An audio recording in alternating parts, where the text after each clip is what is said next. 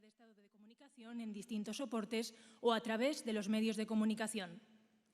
Va a comenzar en el Palacio de la Moncloa el acto de presentación del Plan de Recuperación, Transformación y Resiliencia de la Economía Española, en el que el presidente del Gobierno, Pedro Sánchez, desglosará las principales políticas que permitirán recuperar la economía española y garantizar un crecimiento duradero e inclusivo. Como inicio del acto, escuchamos el himno de Europa, interpretado al piano por James Rhodes.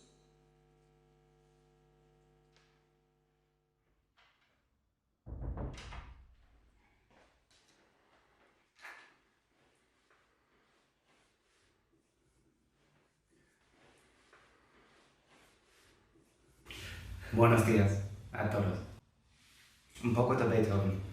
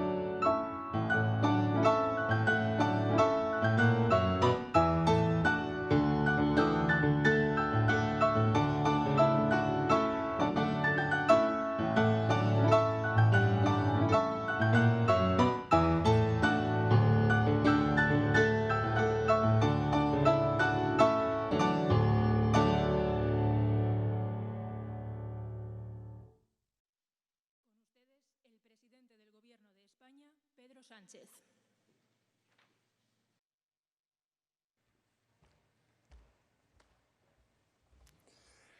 Buenos días. En primer lugar, me gustaría agradecer la presencia telemática de la comunidad empresarial, de los representantes de los trabajadores y trabajadoras en nuestro país, de la comunidad también científica, el mundo cultural y, sin duda alguna, también la presencia de los embajadores y embajadoras de los 27 países miembros de la Unión Europea con representación en nuestro país. También quisiera agradecer el trabajo que durante estos 2 últimos meses el Consejo de Ministros y Ministras ha venido desarrollando de manera muy intensa y cuyo producto es el que hoy vamos a presentar al conjunto de la sociedad española. En 1978, el año de nuestra Constitución, España era un país por definir. La inestabilidad y la incertidumbre eran las notas predominantes del momento y la situación económica estaba lejos de ser halagüeña. España, como el resto del mundo occidental, descubría la combinación de 2 efectos económicos que hasta el momento no se habían producido de manera simultánea y entonces se produjeron a gran escala. En primer lugar, la inflación y, en segundo lugar, el desempleo. Nuestra inflación entonces registraba una tasa del entorno del 20%, y 7 años después seguía siendo del 8%. La tasa de desempleo escalaba del 7,1% de 1978 hasta el 17,8% en 1985, es decir, más de 5 puntos. Fueron años muy difíciles, sobre todo nuestros mayores lo saben muy bien, lo recuerdan muy bien. No era fácil enfrentarse a ese doble reto, ni a esas perspectivas económicas, y menos aún hacerlo en un momento de extraordinaria incertidumbre política e institucional, con un intento de golpe de Estado incluido. Fue en 1978 cuando se creaba en España la primera versión del impuesto de la renta de las personas físicas, una herramienta de justicia tributaria de la que carecíamos hasta entonces. España, como ven, como recordamos, estaba por definir, España estaba por construir institucionalmente, políticamente y también económicamente. Y sin duda alguna estaba con la mirada puesta en Europa, porque este es un país europeísta. Desgraciadamente entonces estábamos fuera de Europa. Lo que vino después es la historia de un éxito colectivo, el de la primera gran modernización de nuestro país. La historia de un proyecto de país protagonizada por quienes son realmente los protagonistas, los ciudadanos y ciudadanas de nuestro país y sus instituciones. 10 años después de nuestra incorporación a Europa, los resultados son palmarios, están ahí. El PIB per cápita pasó de 13.300 euros a 18.000 euros y en la actualidad a 25.315 euros por habitante, es decir, casi el doble en 2019 respecto a 1978. También las grandes economías europeas han progresado durante este tiempo, cierto es, pero también tenemos que reconocer que ninguna economía europea lo ha hecho al ritmo de nuestro país. Demostramos lo que somos, un país que cuando quiere, puede. Esta gran etapa de modernización, con objetivos, con desafíos, con grandes proyectos, como he dicho antes, fue una historia de éxito. Todos formamos parte de ese proyecto de país.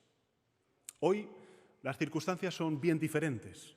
Hace apenas 10 meses, tras 5 procesos electorales en 2019, logramos sortear el bloqueo político, constituimos un gobierno, comenzábamos a vislumbrar el país que queríamos construir con la formación del primer gobierno de coalición en nuestra historia democrática.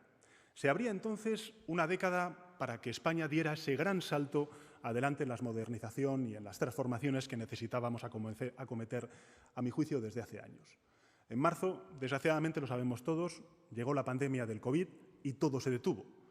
Junto al resto del mundo, junto al resto de Europa, España fue durísimamente golpeada. En ese momento había que salvar vidas primero y salvar puestos de trabajo y empresas después.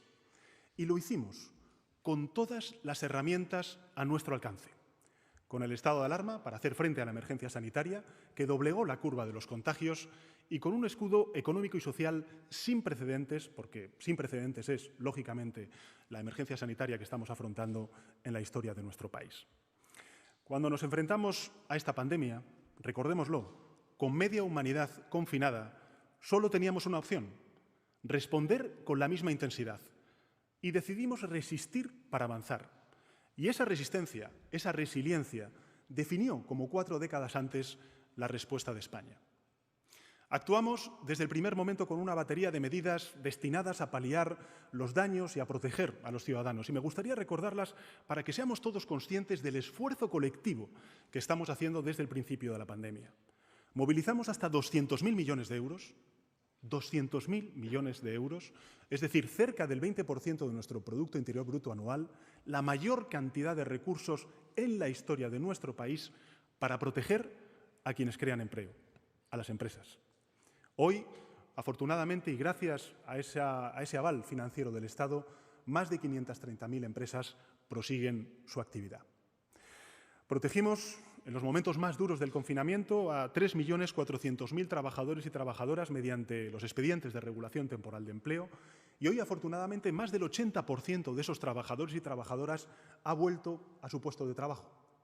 Pusimos en marcha por primera vez una prestación por cese de actividad extraordinaria a los autónomos y a las autónomas que ha beneficiado a cerca de 1,5 millones de trabajadores por cuenta propia. Y casi 150.000 autónomos y autónomas se benefician ya de las nuevas prestaciones aprobadas durante el pasado verano. Erigimos también un robusto escudo social. Más de 216.000 familias y autónomos en situación de vulnerabilidad obtuvieron una moratoria de la deuda hipotecaria para la adquisición de su vivienda habitual o del inmueble dedicado a la actividad económica. Y asimismo, establecimos la prórroga automática de los contratos de alquiler de viviendas vencidos. Suspendimos los desahucios por impago y también por alquiler para las familias vulnerables sin alternativa habitacional. Estos son algunos de los ejemplos de todas las cosas que hemos puesto en marcha a lo largo de estos meses de pandemia, de esta respuesta social y económica sin parangón en la historia de nuestra democracia. Pero me gustaría subrayar lo siguiente, y es que pese al griterío partidista que en algunas ocasiones trata de indicar lo contrario, todo esto lo estamos haciendo apoyándonos en buena medida en la fuerza de la unión. Quiero destacar dos ejemplos. El primero es, sin duda alguna, la labor y también la predisposición al diálogo de los empresarios y de los representantes de los trabajadores y trabajadoras de los sindicatos en el marco del diálogo social. Llevamos ya 6 grandes acuerdos con los agentes sociales, 3 acuerdos para la prórroga de los ERTEs, el Pacto por la Reactivación Económica y por el Empleo y la Ley de trabajo a distancia, tan necesaria como hemos visto en estos meses de confinamiento para poder mantener la actividad productiva de muchísimos sectores económicos. Por tanto, ese es el camino en el que el Gobierno y vamos a continuar trabajando, y es el camino del diálogo social, del acuerdo social. Y el segundo es el ejemplo de Europa. Europa, tenemos que reconocerlo, y creo que además es un diagnóstico que podemos compartir con el conjunto de la sociedad española, ha estado a la altura y a la envergadura del desafío que tenemos por delante. La Unión Europea ha hecho honor a su nombre y ha dado una respuesta solidaria y, en consecuencia, unida. ¿Cuál es hoy el punto de partida? Bueno, pues sabemos que tras el duro golpe sanitario, tras la emergencia sanitaria, los distintos organismos prevén que el crecimiento del Producto Interior Bruto en nuestro país se sitúe en el tercer trimestre muy claramente por encima del 10% intertrimestral. Es decir, el Banco de España prevé hasta un 16% de crecimiento de nuestro Producto Interior Bruto, recuperando, por tanto, parte, no todo, parte de la caída inicial. Y este es un dato importante para España. Y de cara al 2021, el Fondo Monetario Internacional anunció la semana pasada una previsión de crecimiento de nuestro PIB del 7,2%. Naturalmente, estamos hablando de un crecimiento y de una recuperación que parten de unas caídas muy duras, inéditas, como han sido las registradas en la primera fase de esta emergencia sanitaria, económica y social. Y sobre todo, hablamos de una recuperación y de un crecimiento que no van a venir por sí solos, que precisan del esfuerzo y la movilización activa de todas las energías nacionales. España, sin duda alguna, va a avanzar, pero lo hará con más fuerza y sin dejar a nadie atrás si movilizamos todas las energías nacionales disponibles. Este es el contexto donde se enmarca el Plan de Recuperación, Transformación y Resiliencia en el que hemos venido trabajando durante los meses de verano y que hoy estamos presentando al conjunto de la sociedad española. El plan, en definitiva, si me permiten, para una nueva modernización de España. La pandemia ha acelerado cambios que ya veíamos venir antes de la eclosión de la misma, y para que la transición digital, que sin duda alguna se ha acelerado como consecuencia de la pandemia y el confinamiento, para que la transición ecológica sean inclusivas, creen empleo y no provoquen una mayor desigualdad y exclusión social, debemos afrontar sin demora la modernización y la transformación de nuestro país. El mundo ha cambiado. Hoy quizá no seamos conscientes de la envergadura del cambio que estamos ahora mismo atravesando, porque estamos todavía en plena pandemia, pero el mundo ha cambiado y debemos acelerar la transformación de nuestro país si queremos ganarnos nuestro futuro. Por tanto, no se trata solo de recuperar el Producto Interior Bruto que nos arrebató la pandemia. Se trata de crecer de una nueva manera, sobre unos pilares mucho más robustos en un mundo que ha cambiado completamente. Una forma de crecer mucho más fuerte y justa, más competitiva, pero también más sostenible. El plan que hoy presentamos es la hoja de ruta de esa nueva modernización de nuestro país para los próximos 6 años. Por tanto, no se trata de avanzar, solo de avanzar. Se trata de ganar nuestro futuro. Se trata de dar un gran paso hacia adelante, todos, todas, sin dejar a nadie atrás. Se trata de convertir este duro golpe que ha sido la pandemia en una oportunidad para ganar como sociedad nuestro futuro. Ese, queridos amigas, queridas amigas, es el desafío que tenemos para nuestro país. Casi nunca elegimos las circunstancias en las que hemos de vivir. Muchas veces son las circunstancias las que nos obligan a elegir. Pues bien, nuestra circunstancia ha sido la pandemia y nuestra elección será la recuperación y la modernización de España. Dicho de otro modo, frente a una circunstancia extraordinaria, como es el COVID-19, se requiere de una empresa y una respuesta extraordinaria. Esta es la empresa que tenemos por delante. Y la pregunta es, ¿en qué condiciones encara España esta empresa? Pues bien, yo creo humildemente que tenemos todo lo necesario. Tenemos las infraestructuras, tenemos los recursos, tenemos el talento, tenemos el tejido productivo, tenemos la visión y tenemos las herramientas para lograrlo. Nuestra posición nada tiene que ver con la que teníamos hace 42 años, afortunadamente. Hoy, España es un país europeo y no solamente es un país europeo, es el país europeo con la mayor cobertura de fibra óptica hasta el hogar, con un 80,4%. España tiene un despliegue de fibra óptica que es la suma de la fibra óptica que cuenta Francia, Alemania y el Reino Unido juntos. Ocupamos el primer lugar en superficie de agricultura ecológica de la Unión Europea. Lideramos el mercado fotovoltaico a nivel europeo en esta transición energética que estamos haciendo hacia las energías limpias. Lideramos el mercado fotovoltaico a nivel europeo. Somos el segundo país europeo que más energía eólica ha instalado. Somos el cuarto país del mundo en investigación farmacéutica y el primero en Europa en ensayos clínicos de tratamientos contra el COVID-19. Somos el primer país en competitividad turística del mundo y el segundo destino más popular del planeta. Y estoy convencido de que una vez pase esta pandemia, porque pasará, el sector turístico tendrá un futuro aún más brillante del que tenía antes de la pandemia. Somos el tercer país de la Unión Europea, por ejemplo, con más autónomos trabajando en zonas rurales, para responder a ese enorme desafío que tenemos de igualdad de oportunidades y de reto demográfico. Tenemos acceso a mercados muy importantes, potenciales de la Unión Europea. Disfrutamos de una relación privilegiada con Latinoamérica, una comunidad de la que nos sentimos hermanos, hermanas. Nuestra localización geográfica nos sitúa como un excelente punto de partida en las relaciones con el continente africano. Hoy mismo voy a tener la ocasión de poder viajar a Argelia con muchos intereses geoestratégicos, geopolíticos, pero también energéticos. Y somos una de las 20 naciones más influyentes del mundo. No nos olvidemos, porque ayer precisamente celebramos el patronato del Instituto Cervantes, que el español es el segundo idioma en el mundo. Contamos además con un entorno político, jurídico, social muy sólido. Para lograr los objetivos colectivos que nos proponemos, contamos también con el instrumento que ya ustedes conocen, que es el Instrumento Europeo Next Generation Unión Europea. Supondrá, en términos agregados, una movilización sin precedentes de recursos económicos en nuestro país, 140.000 millones de euros, el equivalente al 11% del Producto Interior Bruto del año 2019. Y como es sabido, el horizonte de ejecución de los fondos del Next Generation Unión Europea es de 6 años y, por tanto, será del año 2021 al año 2026.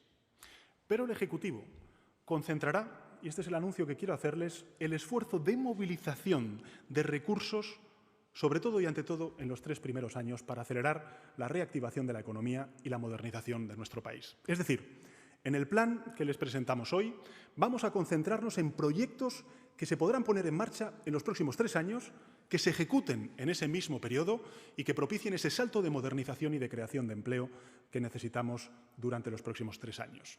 Serán 72.000 millones de euros para el periodo 2021-2023. Repito, serán 72.000 millones de euros para el periodo 2021-2023. Se efectuará, como saben ustedes, a través de los principales instrumentos que consta el Fondo de Recuperación Europeo. El primero, la Facilidad para la Recuperación y la Resiliencia, que concentrará el grueso de los recursos con un total de 59.000 millones de euros.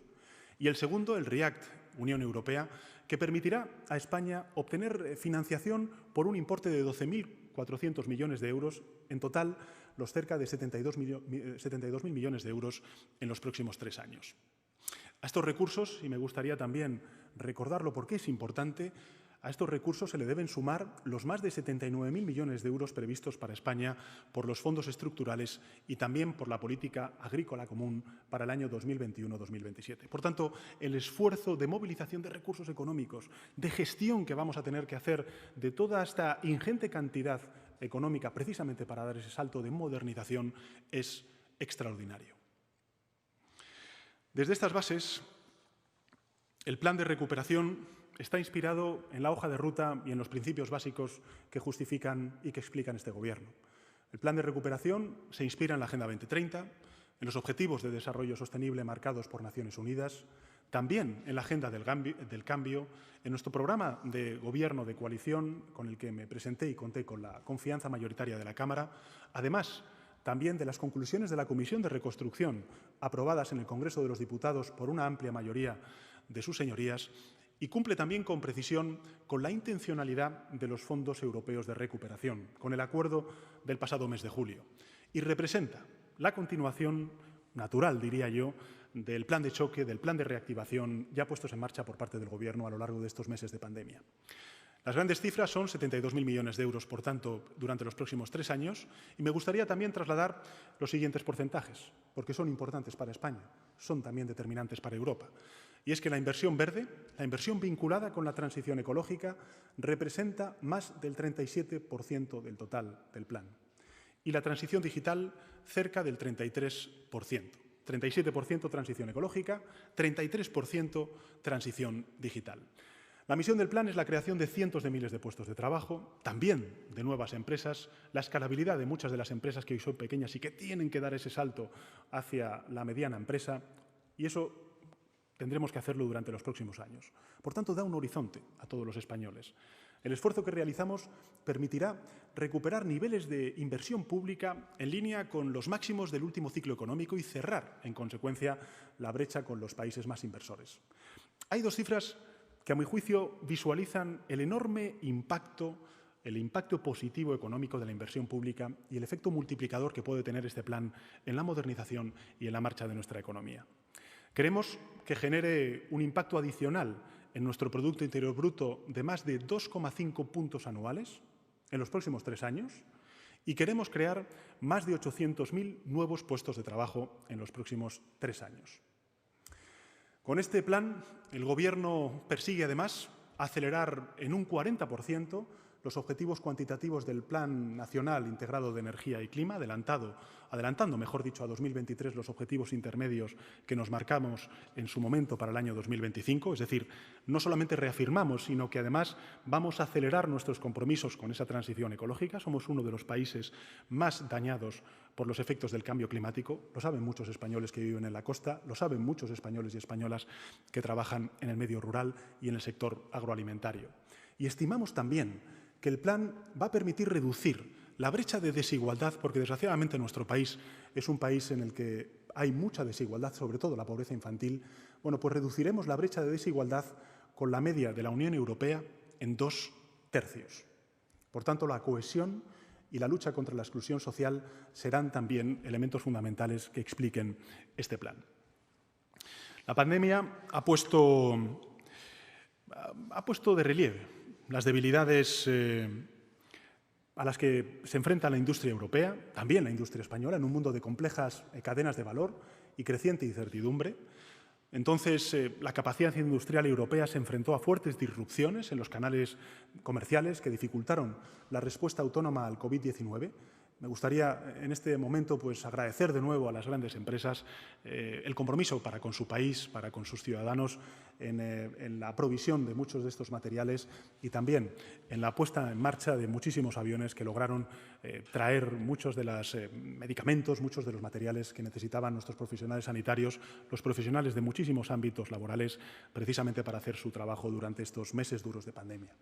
Pero lo que quiero decirles en relación con la autonomía estratégica es que durante estos últimos días hemos discutido en el Consejo Europeo la manera de abordar estas vulnerabilidades. El plan que hoy presentamos va a reforzar las capacidades industriales de nuestro país a través de inversiones, del desarrollo de tecnologías claves para el futuro de nuestra industria. El plan ayudará asimismo a algo muy importante, creo, para nuestro país, que es rejuvenecer nuestro tejido productivo. Rejuvenecer nuestro tejido productivo. La base de la apuesta estratégica nace de un principio renovador.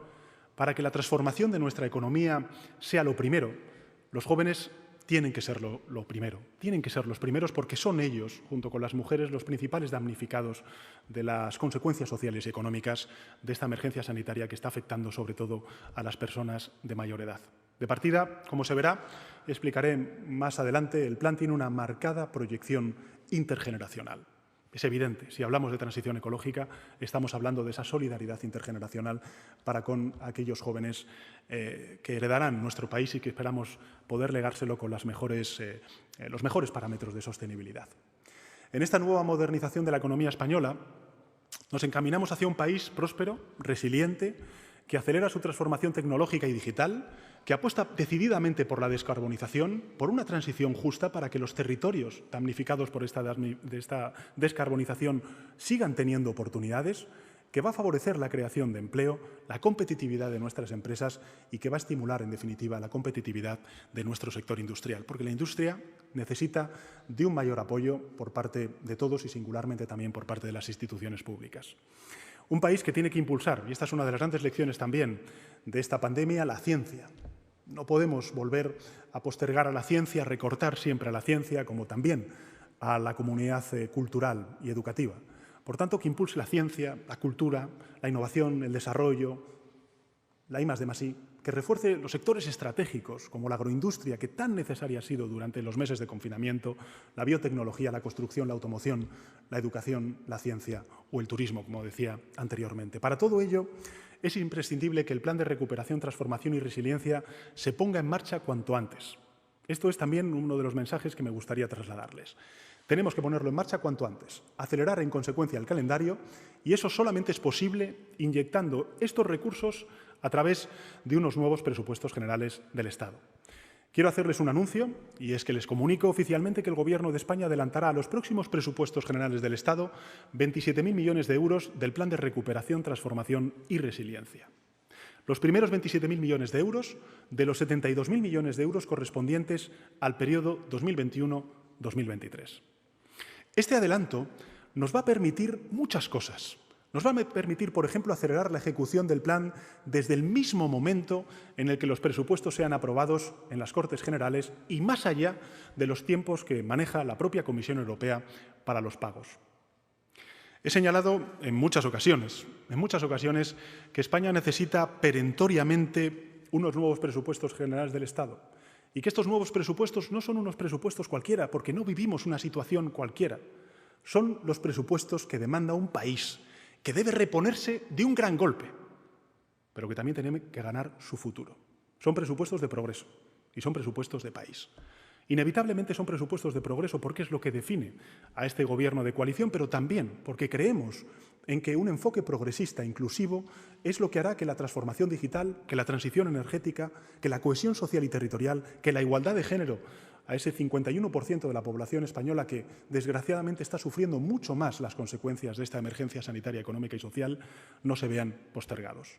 Por tanto, serán unos presupuestos progresistas y serán unos presupuestos de país, porque su urgencia, derivada de la emergencia sanitaria, económica y social que estamos viviendo, trasciende las lindes de los partidos políticos. Reclama la unión en el esfuerzo de la recuperación y la transformación de nuestro país. En efecto, el plan de recuperación, de transformación, de resiliencia, se estructura en torno a 4 grandes principios que van a explicar y que van a vertebrar todos los proyectos, las palancas que voy a explicar posteriormente. Los principios son la transición ecológica, los principios son la dimensión digital, la igualdad de género y la cohesión social y territorial para garantizar que cualquier ciudadano o ciudadana, viva donde viva, sea en el entorno urbano o sea en el entorno rural, tenga las mismas oportunidades para poder desarrollar todas sus potencialidades. Pasemos a estos 4 elementos. El primero, el de la España verde. La lucha contra la crisis ambiental puede ser una enorme balsa de incertidumbre o puede representar también una enorme palanca de creación de empleo, de transformación empresarial, de positivo impacto social para nuestro país. Así lo creo yo fervientemente. Es ineludible una transformación de nuestro modelo productivo, de la incorporación de un nuevo paradigma de sostenibilidad ambiental como fuente de creación de empleo, de innovación, de ahorros en contabilidad nacional. Pensemos en la autonomía energética y en la balanza comercial. Por ello, remitimos el pasado mes de mayo, como saben ustedes, el Plan Nacional Integrado de Energía y Clima a las instituciones comunitarias y se prevé un plan de despliegue masivo del parque de generación renovable. Por darles algunos datos que están incluidos en el plan, en los próximos 3 años vamos a apostar por una estrategia de despliegue de la electrificación de la movilidad que desplegará más de 250.000 vehículos eléctricos nuevos en 2023 y como hito para lograr los 5 millones de vehículos eléctricos en 2030. Habilitaremos más de 100.000 puntos de recarga para facilitar la implantación del vehículo eléctrico. Aceleraremos la transformación a gran escala de nuestro sistema energético para alcanzar un sistema 100% renovable y, por tanto, limpio en 2050. Rehabilitaremos más de 500.000 de viviendas durante los próximos 3 años para hacerlas más eficientes energéticamente. Reforzaremos la gestión integral de la costa y los recursos hídricos con una inversión de más de 2.000 millones de euros para cumplir con nuestras metas europeas, con la restauración también de 25.000 kilómetros de ríos. Junto a la España verde, la España digital. La situación derivada del COVID ha acelerado, como sabemos todos en nuestros hogares, el proceso de digitalización del mundo y, en consecuencia, de nuestro país, de nuestro tejido productivo, pero también de nuestro sistema educativo, poniendo de relieve sus fortalezas, pero también las carencias que hemos sufrido a lo largo de estos meses, tanto desde el punto de vista económico como desde el punto de vista social y territorial. Es urgente apoyar la modernización del tejido empresarial, la digitalización del tejido empresarial, impulsando la internacionalización, la renovación del capital tecnológico, su adaptación a la transición ecológica, sí, pero también a la transición digital. En línea con la Estrategia Digital Europea, la Agenda Española Digital 2025, que aprobamos el pasado mes de julio, será la hoja de ruta para guiar la acción en este terreno. El 80% de los españoles y españolas recibirá formación en competencias digitales. Vamos a promover que el 75% de la población disponga de cobertura 5G y que toda la población española tenga acceso a Internet rápido. Vamos a formar en teletrabajo a más de 150.000 empleados públicos y vamos a extender el impacto por programas de digitalización a 2,5 millones de pymes. En tercer lugar, quisiera también manifestar nuestro empeño, también nuestro compromiso con una causa que podemos compartir todos y todas, y es que necesitamos un país sin brechas. Y la mayor brecha que existe ahora mismo en nuestro país, además de la territorial, es la brecha de género. Necesitamos y queremos construir entre todos una plena igualdad entre hombres y mujeres en España. Si avanzan las mujeres, avanza la sociedad. El objetivo, por tanto, es eliminar las brechas de género, que tiene que ser un objetivo transversal y por eso explica que la igualdad de género sea un enfoque transversal que vayamos a dar a todos los proyectos tractores que a continuación presentaré. Fíjense, un dato simplemente para ser conscientes de la envergadura y de la potencialidad que representa en términos no solamente de dignidad, de justicia, pero también económicos, la lucha por la igualdad de género. Según estudios recientes, la maternidad explica una proporción significativa de la brecha salarial de género. Hasta un 11% caen los salarios medios de las mujeres un año después del nacimiento de sus hijos, cosa que no ocurre con los hombres. El plan contempla, por ejemplo, la creación de más de 65.000 plazas de educación infantil de 0 a 3 años, que es una de las asignaturas pendientes en nuestro país, que es sinónimo también de pobreza infantil y que es sinónimo de desigualdad de oportunidades. Por tanto, 65.000 plazas de educación infantil de 0 a 3 años, 1.460 unidades de acompañamiento y orientación personal y familiar para atención del alumnado educativamente vulnerable. Tenemos también un desafío con el fracaso escolar y el abandono escolar, lo que va a ayudar, sin duda, a miles y miles de familias, pero sobre todo y de manera preferente a las mujeres que son las madres de familia. En cuarto lugar, queremos una España de igualdad de oportunidades. Como he dicho antes, vivan donde vivan los ciudadanos, en la ciudad, en el entorno urbano, pero también en el medio rural. Nuestro país tiene una población muy concentrada en ciudades, en los municipios medianos, en los grandes. Es crucial abordar el reto demográfico con políticas que superen desigualdades.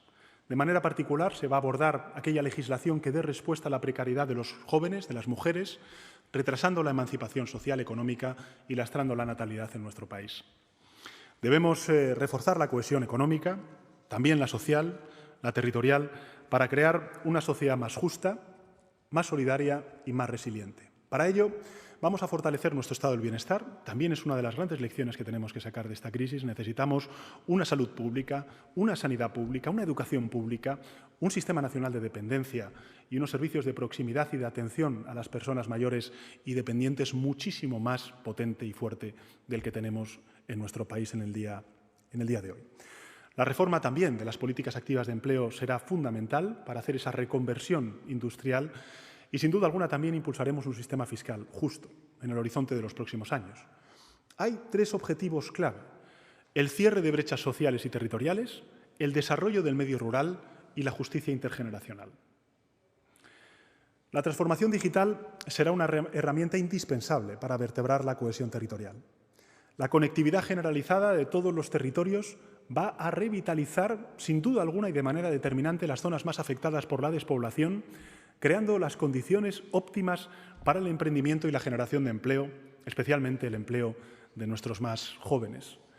Además, como he dicho antes, del refuerzo en la educación temprana de 0 a 3 años, apostaremos por un programa de enriquecimiento educativo para 3.000 centros de especial dificultad educativa. Reduciremos también la brecha digital con la dotación de 250.000 dispositivos con conexión a Internet para uso en el hogar y crearemos aulas digitales interactivas en 19.000 centros educativos.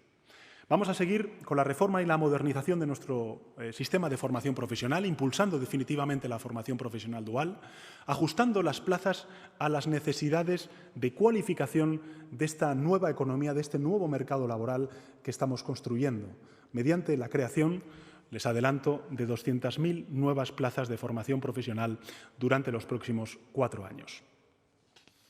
Extenderemos asimismo la formación profesionalizante, accesible en 3.000 municipios, con menos de 5.000 habitantes de la España para afrontar el reto demográfico. En política social impulsaremos la rehabilitación y la adaptación de las infraestructuras residenciales actuales para mejorar en los próximos 3 años, como decía antes, la atención que reciben las 75.000 personas que atienden. Posibilitaremos que en 3 años 870.000 personas dependientes vivan en su domicilio y accedan a los servicios de teleasistencia. Estas grandes transformaciones, estas 4 grandes transformaciones, insisto, la digitalización, la transición ecológica, la igualdad de género y la cohesión social y territorial, coinciden con las líneas de actuación de la Unión Europea que acordamos priorizar durante el mes de julio. Y para ello, y en base a estos pilares, el Plan Nacional de Recuperación, Transformación y Resiliencia se estructura en torno a 10 políticas tractoras. Políticas que perfilan el alcance concreto de la inversión de los 72.000 millones de euros que hoy hacemos público para los próximos 3 años y que tiene una distribución de fondos y prioridades muy marcadas. La primera es la agenda urbana, rural, la lucha contra la despoblación y el desarrollo del sector agroalimentario, que concentra el 16% de los recursos. Apunta a 2 objetivos fundamentales. 1, mejorar la habitabilidad de los entornos urbanos mediante un plan de choque de movilidad sostenible y un plan integral de rehabilitación de vivienda y regeneración urbana. Y, en segundo lugar, dar respuesta a las necesidades del entorno rural, manteniendo población, fomentando empleo y actividad económica como medidas como, por ejemplo, el Plan Estratégico de Transformación y Digitalización del Sistema Agroalimentario y de la Cadena Logística, centrado en el fomento de la producción ecológica. La segunda son infraestructuras y ecosistemas resilientes. Este es el segundo proyecto tractor, que va a recibir el 12% de los recursos. Estamos hablando de preservar nuestra biodiversidad. Nosotros somos la Costa Rica de Europa, somos uno de los países con mayor biodiversidad del mundo. Necesitamos protegerla, necesitamos cuidarla, necesitamos legarla a las generaciones futuras.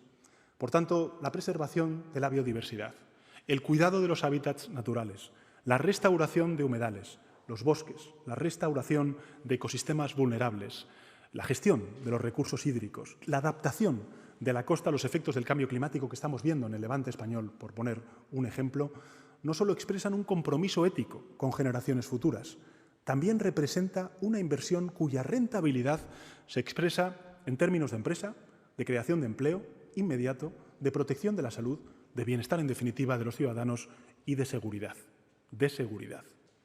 A ese fin, el plan prevé activar un fondo para la recuperación y la restauración ecológica y la resiliencia que permita movilizar estas inversiones verdes y azules y activar soluciones basadas en la naturaleza.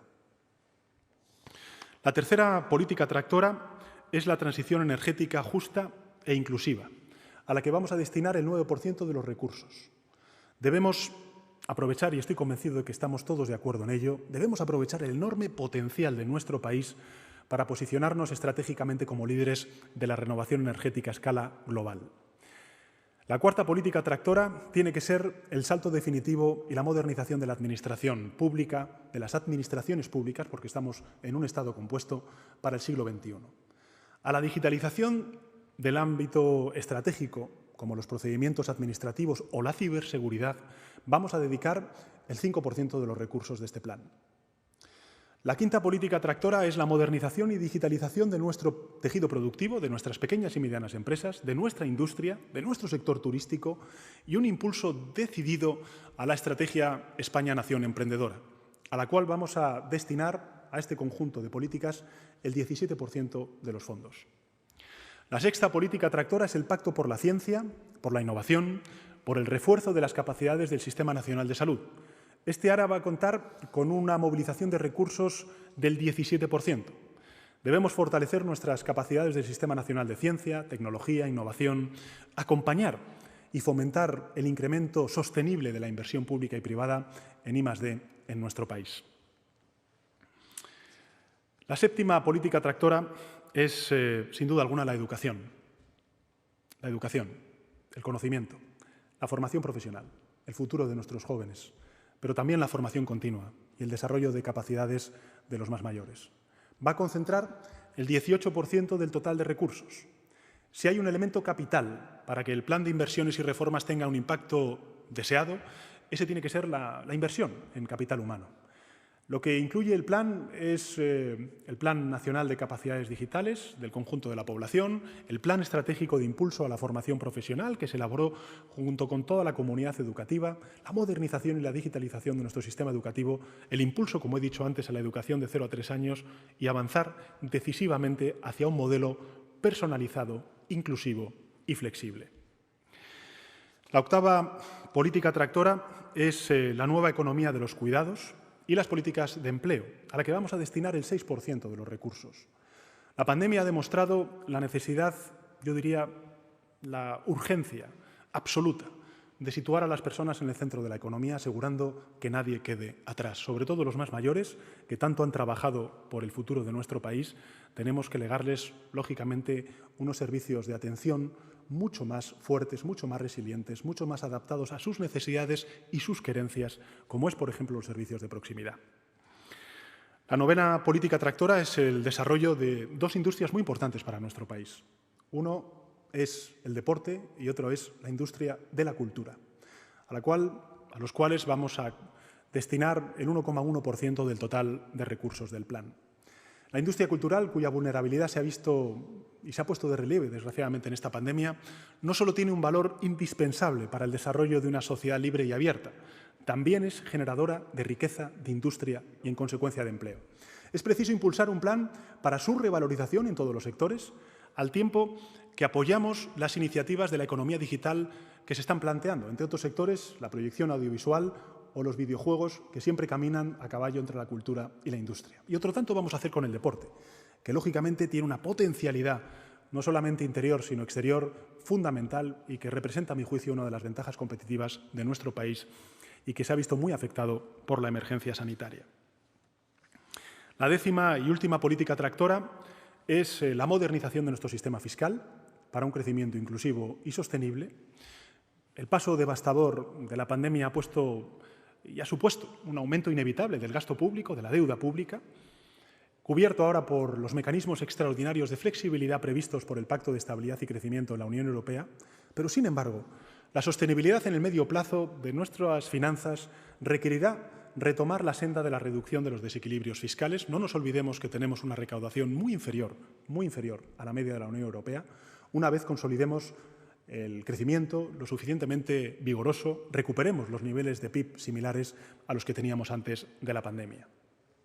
Además, entre todas las administraciones hemos de tomar medidas para mejorar la eficacia y la eficiencia del gasto público. Esto no solamente nos lo dicen las empresas, los empresarios y empresarias, nos lo dicen también los propios ciudadanos cuando se acercan a una ventanilla de una institución pública. Tenemos que ser mucho más eficaces y eficientes en el gasto público y, sin duda alguna, tenemos que reconstruir consensos que se han roto a lo largo de estos últimos años. Y uno de ellos, fundamental, es reconstruir el consenso social en torno al Pacto de Toledo para dar seguridad a nuestros mayores sobre la viabilidad de nuestro sistema público de pensiones y también dar certidumbre a las generaciones futuras.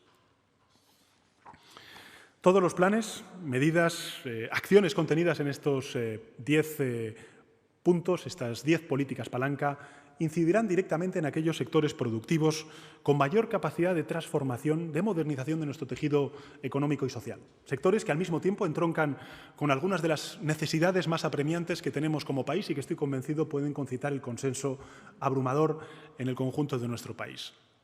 Pero sin duda, quiero insistir en ello, será la transición ecológica con más del 37% de los recursos y la transición digital con el 33% de los recursos, las grandes prioridades del plan de recuperación, transformación y resiliencia de nuestro país. Con el fin también de garantizar la correcta ejecución de los fondos, porque efectivamente tenemos un desafío enorme durante los próximos 6 años, con el fin, por tanto, de garantizar la correcta ejecución de los fondos, vamos a reforzar y desarrollar estructuras de seguimiento y coordinación en 4 ámbitos fundamentales. En primer lugar, en el ámbito del buen gobierno se creará una comisión interministerial para la recuperación, transformación y resiliencia, que presidiré yo personalmente, en el que participarán todos los ministros y ministras de las áreas de gobierno con mayor vinculación con la ejecución del plan, y asimismo se constituirá una unidad de seguimiento para la correcta ejecución y el desarrollo del plan en la Moncloa. En segundo lugar, en el ámbito de la cogobernanza, porque vivimos en un Estado compuesto, porque las comunidades autónomas tienen competencias muy importantes en el ámbito urbanístico, en el ámbito de la rehabilitación de viviendas, en el ámbito de la movilidad, por citar simplemente 3 ejemplos. En el ámbito de la cogobernanza se reactivará la Conferencia Sectorial de Fondos Europeos con las comunidades autónomas y también con las ciudades autónomas. Se introducirá el Fondo de Recuperación en los debates habituales de una palanca muy potente desde el punto de vista político que hemos activado desde el principio de esta legislatura como consecuencia de la emergencia sanitaria, que es la Conferencia de Presidentes, con la participación también de las autonomías y las entidades locales. Y en este sentido quiero recordar una cita muy importante, inédita en la historia de nuestro país, y es que el próximo día 26 de octubre se celebrará en el Senado, en la Casa de la Conferencia de Presidentes, una conferencia de presidentes con la presidenta de la Comisión Europea para abordar la gestión de los fondos con todos los gobiernos autonómicos. En tercer lugar, se facilitará una interlocución continua, intensa, muy próxima con las empresas, con los trabajadores, con el resto de actores, también el mundo académico, que participan en los proyectos a través de varios foros y consejos de alto nivel, potenciando la colaboración público-privada, porque necesitamos arrastrar inversión privada gracias al arrastre y la potencia que tenga la inversión pública, el diálogo también con los agentes sociales, que tan buenos resultados está dando. Entre los foros de alto nivel estarán, entre otros, los siguientes: un foro de alto nivel sobre ciencia e innovación, otro foro de alto nivel sobre digitalización, que ya hemos puesto en marcha, la orden, otro foro sobre energía, sobre agua, sobre movilidad, sobre industria, sobre turismo, sobre reto demográfico, cultura o deporte. En cuarto lugar, en el ámbito institucional se pondrán en marcha mecanismos de rendición de cuentas periódicos ante el Parlamento a través, y esta es la propuesta que haremos a la mesa del Congreso de los Diputados, de la Comisión Mixta de la Unión Europea, para que haya una representación no solamente de los diputados y diputadas en el Congreso, sino también de los senadores y senadoras, para dar una representación territorial también a la rendición de cuentas de estos importantes fondos. Para garantizarnos la eficacia y la agilidad en la absorción de los fondos, debemos también poner en marcha una reforma profunda de las normas y leyes de la Administración General del Estado en 3 vertientes. Primero, y venimos trabajando en ello desde estas últimas semanas con muchísima intensidad.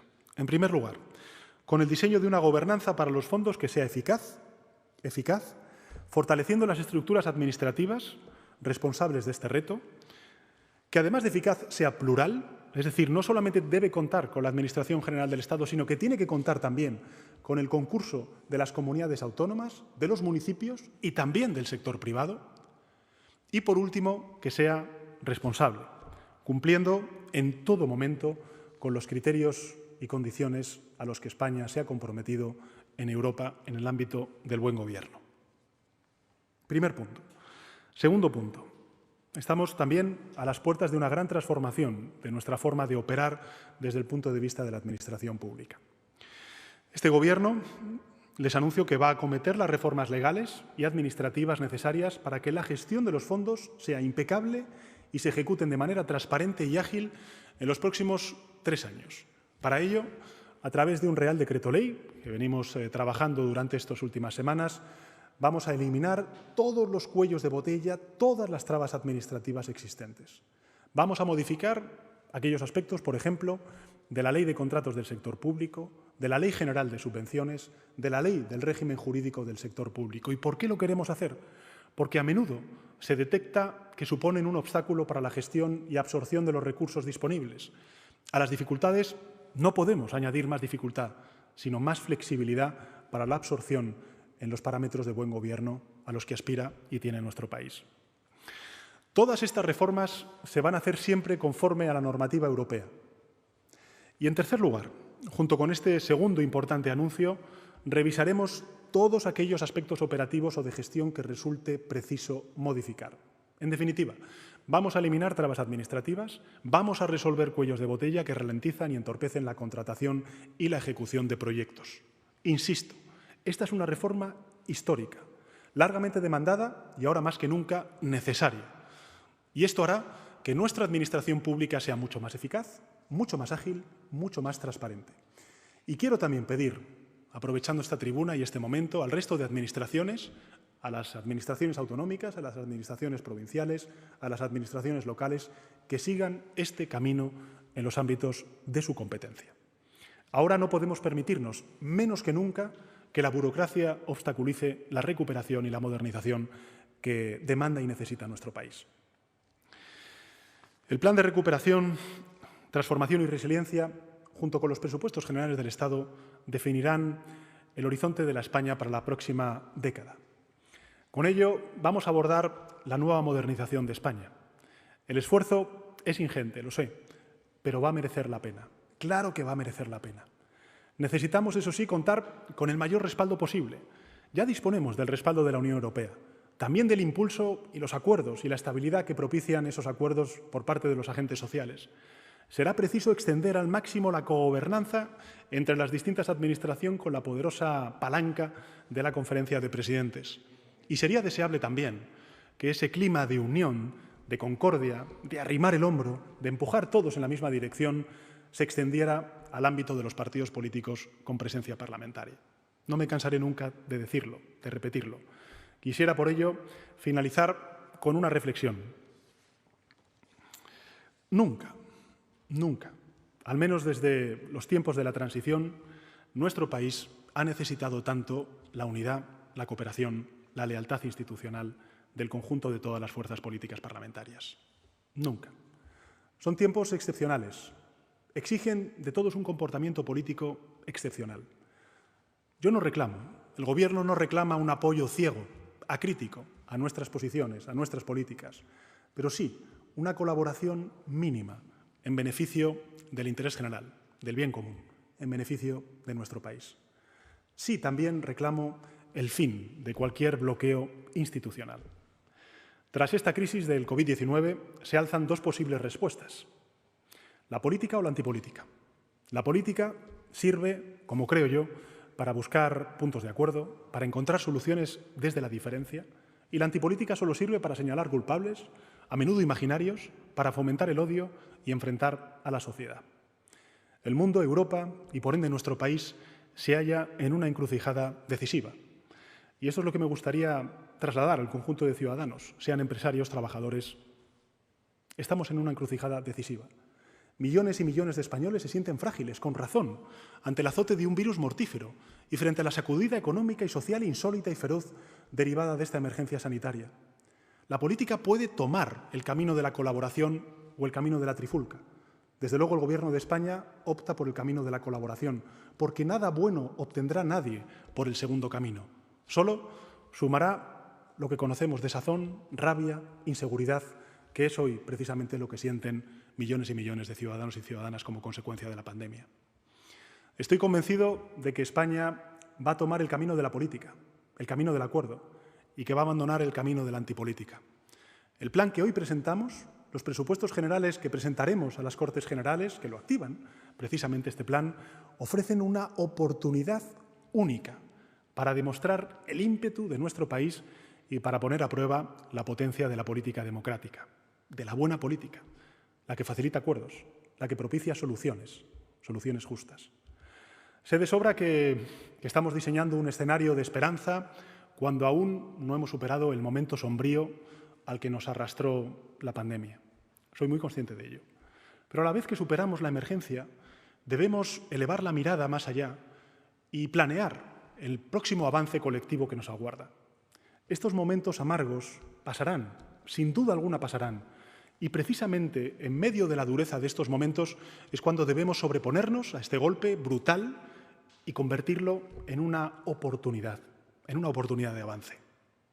Más allá del Gobierno, de las instituciones, de las administraciones públicas, nos encontramos ante una ingente tarea común que apela a todos y cada uno de los ciudadanos y ciudadanas de nuestro país, a todas y cada una de las empresas, con independencia del sector en el que estén o la dimensión que tengan, el mayor reto al que se ha enfrentado nuestra generación desde el restablecimiento de la democracia.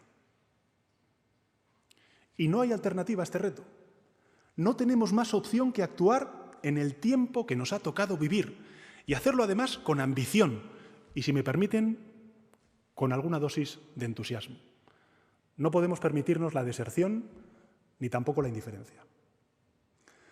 Estoy convencido de que va a ser un camino lleno de dificultades. No me cabe duda alguna. Aquí hay muchísimos empresarios y empresarias, trabajadores, que son conscientes precisamente de la dureza de esta emergencia sanitaria, económica y social. Pero una vez más, quiero reiterar mi confianza absoluta en las capacidades y en las potencialidades de la sociedad española. Una sociedad que ha demostrado durante estos meses de confinamiento que es una sociedad solidaria, que es una sociedad madura para asumir con disciplina muchísimas de las exigencias que tuvimos que autoimponernos precisamente para doblegar la curva y mantener a raya al virus. Somos una sociedad solidaria, madura, flexible, resiliente, disciplinada, abierta a los cambios. Somos una sociedad abierta a los cambios, como ya hemos demostrado en muchos otros momentos de nuestro pasado. Y estos son precisamente los grandes rasgos imprescindibles para abordar con éxito las próximas transformaciones y la modernización de nuestro país. Una sociedad capaz de superar los mayores compromisos desde dos actitudes básicas. La primera, la unión de todos los esfuerzos, y la segunda, voluntad en busca de un bien común, del bien común. Quiero repetirlo. No pido nada más de lo que ofrezco, que es la unidad y la estabilidad para que la economía funcione. Tenemos un reto difícil, sin duda alguna, pero tenemos también un reto, me permitirán que así lo describa, apasionante. Merecerá la pena. Tenemos un país extraordinario, tenemos los recursos, tenemos la hoja de ruta definida. Este es el desafío de nuestra generación. Casi nunca, vuelvo a repetir, elegimos las circunstancias en las que hemos de vivir. Muchas veces son las circunstancias las que nos obligan a elegir. Y bien, nosotras y nosotros hemos elegido y hemos decidido. Nuestra circunstancia ha sido la pandemia y nuestra elección será la recuperación y la modernización inclusiva de nuestro país. Lo hicimos antes, lo volveremos a hacer. Solo necesitamos querer y confiar, porque si España quiere, y claro que quiere, España puede y claro que podrá. Muchísimas gracias por su asistencia y un abrazo a todos y a todas. Buenos días a todos. Un poco de Beethoven.